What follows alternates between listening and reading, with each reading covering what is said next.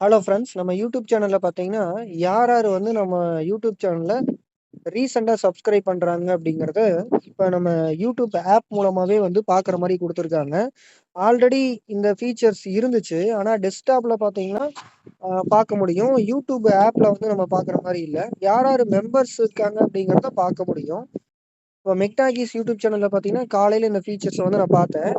But இப்ப அத காணோம். ஒரு 2, 3 டைம் நான் ஓப்பன் பண்ணி பார்த்தேன். அதுல கேன்சல் ஆயிருக்கும் போல.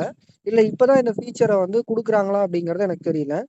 நம்மளோட MTK 360ங்கிற சேனல்ல பார்த்தீங்கன்னா குடுத்துருக்காங்க. ஸோ இப்ப பாருங்களேன், "சி யுவர் சப்ஸ்கிரைபர்ஸ்ன்னு" இருக்கு. இத நம்ம கிளிக் பண்ணும்போது, ரீசென்ட்டா யார் யாரெல்லாம் சப்ஸ்கிரைப் பண்ணியிருக்காங்க அப்படிங்கிறத தெளிவா நம்ம பார்க்க முடியுது.